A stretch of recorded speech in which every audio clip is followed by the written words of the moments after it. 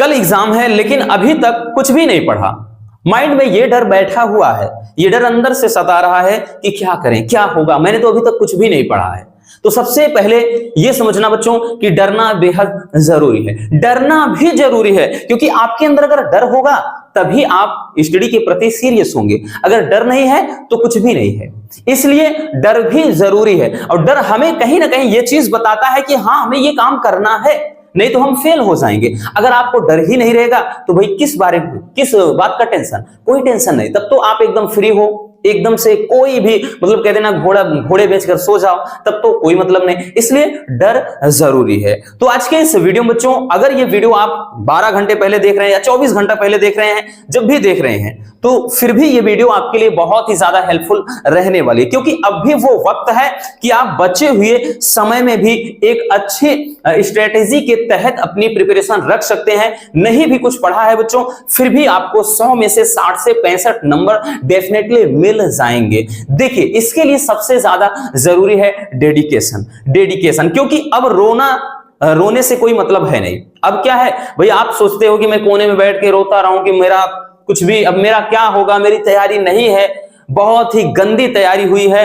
कुछ भी नहीं पढ़ा है, मैं फेल हो जाऊंगा। तो ये रोने से कोई काम हो जाएगा? नहीं होगा भाई। अगर रोने से काम अच्छा होता है तो रो लीजिए, लेकिन होने वाला है नहीं। ये आपको भी पता है और सब जानते हैं कि रोने से कुछ नहीं होने वाला, क्योंकि जो समय था वो आपने तो गंवा दिया। जो समय था, जो पढ़ना था, वो आपने बिल्कुल निकाल दिया भाई, वो समय तो बीत गया। इसलिए बच्चों, अब केवल और केवल डेडिकेशन की जरूरत है। बचे हुए समय में भी आपको 6 से 7 घंटे देना है, बस 6 से 7 घंटे आप एक सब्जेक्ट के ऊपर दीजिए जिसका एग्जाम देने जा रहे हैं। उतने टाइम में भी हमने बताया ना कि आप अच्छे नंबरों से पास हो सकते हैं। क्योंकि देखिए, अगर जिस स्टूडेंट को, सबसे पहले चीज समझ लेना बच्चों, सबसे पहली बात आप ये समझिएगा कि जिस भी स्टूडेंट ने प्रैक्टिस सेट लगाए हैं, ठीक, जिसने प्रैक्टिस सेट लगाए हैं, तो याद रखना, अगर आपने प्रैक्टिस सेट लगाया है बच्चों, तो प्रैक्टिस सेट लगाया है तो यूं समझिए कि आपको 55 से 60 नंबर लाने से कोई नहीं रोक सकता है। क्योंकि जिस स्टूडेंट ने भी अगर भले नहीं पढ़ा है, अगर वो प्रैक्टिस सेट यानी जो प्रीवियस ईयर के क्वेश्चन को अगर अच्छे से सॉल्व कर रहा है, अगर उसमें से वो 50 से 55 नंबर का, 60 नंबर का, 70 नंबर तक का वो कर रहा है, तो यूं समझिएगा कि भाई आपको फिर कोई नहीं रोक सकता पास होने से। इसलिए आप इस बात का टेंशन बिल्कुल दिमाग से निकाल फेंकिए कि भाई मेरी तैयारी नहीं हुई है, ये बिल्कुल मत सोचिए। जो कुछ है बेस्ट है, बेहतर है, और वही भाई ये आपका जो माइंड सेट है, जो आपकी थिंकिंग है, यही आपको अच्छे नंबर लाने में आपकी हेल्प करेगा। ठीक है, क्योंकि जितना ज्यादा प्रेशर लेंगे उतना ज्यादा आप डिप्रेस्ड रहेंगे, उतना ही ज्यादा फिर क्या हो जाएगा भाई, अच्छे आपका माइंड सेट ही अच्छा नहीं होगा तो काम भी क्या हो जाएगा, खराब होगा। इसलिए ये ख्याल अपने माइंड से निकाल दीजिए कि मेरी तैयारी नहीं हुई है, क्योंकि अब वैसे भी कुछ नहीं होने वाला भाई। हम रियलिटी से नहीं भाग सकते, वास्तविकता से कभी नहीं भाग सकते। आपने पूरा समय गंवा दिया, अब आपके पास जो बचा है तो वो केवल कुछ अच्छी रणनीति करने का समय है और कुछ नहीं है। एक बार सिर्फ और सिर्फ पूरा का पूरा प्रैक्टिस करने की जरूरत है बच्चों।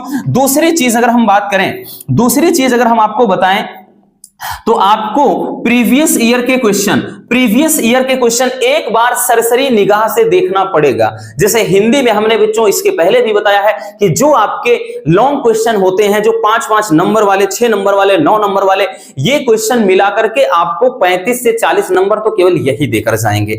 इसलिए प्रीवियस ईयर के क्वेश्चन और वो क्वेश्चन जो क्या होते हैं, आपके श्योर होते हैं, ठीक, जो आपके एकदम श्योर हैं, उन पर ज्यादा फोकस करना। आपको ये जो रस छंद अलंकार है, एक बार बस देखने की जरूरत है। तो आपको अनेकार्थी शब्द हो गया, और उसके बाद अनेक शब्दों के लिए एक शब्द हो गया, और जैसे हम बात करें तो और जो चीज है इसमें, ठीक, तो उन पे ज्यादा नहीं टाइम देना है, क्योंकि वो एकदम श्योर है, आ जाएंगे भाई। अगर वक्त देना है तो जैसे बताया बच्चों, जीवन परिचय यानी साहित्यिक परिचय हो गया। अब उसमें भी किस तरीके से पढ़ना है, क्योंकि पूरा तो रटना है नहीं, पूरा भाई रटने का समय नहीं है। जैसे आपने कोई टॉपिक उठाया बच्चों, आपने क्या किया, कोई भी टॉपिक ले लिया, हमने मान लेते हैं कि भाई कोई टॉपिक हमने पिक कर लिया। अब इस टॉपिक को आप ग्राफ में डिवाइड करिएगा, क्योंकि इस समय केवल यही किया जा सकता है। इस टॉपिक को आप ग्राफ की तरह डिवाइड करेंगे। मतलब जैसे हमने बताया साहित्यिक परिचय आप याद कर रहे हैं, तो साहित्यिक परिचय याद कर रहे हैं तो भाई उनका जन्म, ठीक, साहित्यिक परिचय में क्या जरूरी है कि भाई उनका जन्म कहां पर हुआ, जन्म कहां पर हुआ, ठीक, उनका जन्म कहां पर हुआ। अगर उनके माता पिता का नाम याद है तो भाई माता पिता का नाम लिख दीजिए, ठीक। और उसके बाद यहां पर आप जैसे भाई देहांत हो गया, देहांत, भाई इनका देहांत कब हुआ, और साथ ही साथ सबसे जरूरी चीज कि इनकी रचनाएं कौन कौन सी हैं। तो ऐसे मतलब एक बार शॉर्ट में ऐसे ग्राफ बना करके क्या करना है, आपको बढ़िया तरीके से रिवीजन कर लेना है।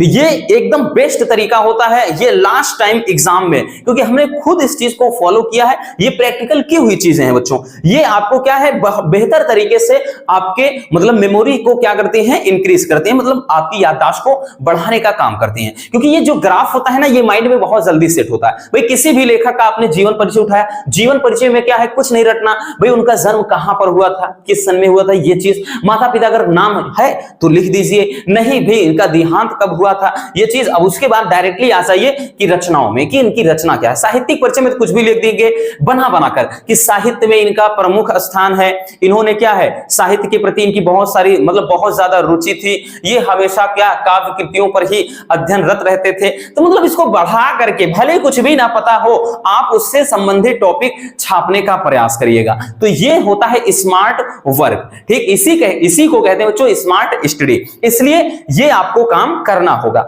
अब उसके बाद जैसे मान लेते हैं कि भाई एक सवाल हमारे माइंड में होता है कि अगर एग्जाम में कोई क्वेश्चन ना आए, भाई कोई क्वेश्चन ना आए तब क्या करना है। अगर कोई मान लेते हैं कि क्वेश्चन पता ही ना है, कोई क्वेश्चन ना आए, ठीक, अगर कोई क्वेश्चन आपको मान लेते हैं कि ना आए, ठीक, ना आए तो क्या करें, तो क्या करें। सबसे बड़ा प्रश्न, अगर कोई क्वेश्चन आपके माइंड में भाई मान लेते हैं कि आपके एग्जाम में आ गया, सोच रहे हैं कि आप बहुत ज्यादा नंबरों का है, ठीक है, तो भाई उसके बारे में आप बहुत ज्यादा परेशान हैं, आपको नहीं पता है क्या करना है। देखिए हमने हमेशा से बोला है बच्चों कि चीजों को रिलेट करना सीखिए, चीजों को एक दूसरे से कनेक्ट करना सीखेंगे तभी जाकर के आसान होगा। मान लेते हैं कि भाई जैसे आपको पता है कि आगे आप जैसे गांधी जी के बारे में खंड काव्य है, ठीक, खंड काव्य है लोकगीत गांधी जी के बारे में, आपने एक बार भी नहीं पढ़ा है कि गांधी जी मतलब क्या करते थे, या गांधी जी का व्यवहार कैसा था, या उनके बारे में चित्रण। तो गांधी जी से संबंधित जो चीजें आपको याद है वो लिखिए ना, कोई जरूरी नहीं है कि भाई उनका मतलब वो कैसे थे, क्या था, हेडिंग बनाने की जरूरत नहीं है, कुछ भी नहीं, पूरा का पूरा उनका चित्रण जो समझ में आए छाप दीजिए। और ये चीज हमेशा से हमने बोला है हर एक सब्जेक्ट में अप्लाई होता है। जैसे भाई हमने इसके पहले भी बताया बच्चों कि मान लेते हैं कि ट्रांसफार्मर के बारे में आ गया, आपको ट्रांसफार्मर के बारे में आ गया फिजिक्स में, तो ट्रांसफार्मर के बारे में मान लेते हैं आपको कुछ पता ही नहीं है, कि दे देगा कि ट्रांसफार्मर की क्रिया विधि का सचित्र वर्णन करिए, तो ट्रांसफार्मर की क्रिया विधि का सचित्र वर्णन, ट्रांसफार्मर क्या है वो लिख दीजिए, कितने प्रकार का है वो लिख दीजिए, ट्रांसफार्मर किस काम में आता है वो लिख दीजिए। तो मतलब क्या है, 5 नंबर का टॉपिक है, तो बना कर जब लिखेंगे ना, तो एग्जामिनर भी जब कॉपी चेक करता है तो उसके दिमाग में सिर्फ एक ही चीज रहती है कि बच्चे ने पढ़ा है, मेहनत किया है, लिखने का प्रयास किया है, भाई नकल नहीं मारा है, तो वो भी आपको नंबर दे देता है, ठीक। नहीं तो आप उल्टा सीधा इधर उधर खिचड़ी करेंगे तो वैसे भी काट देगा, क्योंकि कॉपी चेक करना कोई बहादुरी वाला काम नहीं है, वो इरिटेट हो जाता है। जिसके सामने इतनी अगर कॉपी पड़ी हो ना, तो उसका दिमाग तो दही वैसे ही हो जाता है। इसलिए ये बात अपने माइंड में रख लेना, जो चीज नहीं पता है उससे रिलेट करके कोई भी चीजें लिख दीजिए, ठीक, ये चीज आपको करना है। तो मतलब ये समझिए, ये सोचना ही नहीं है कि मेरी तैयारी नहीं हुई है,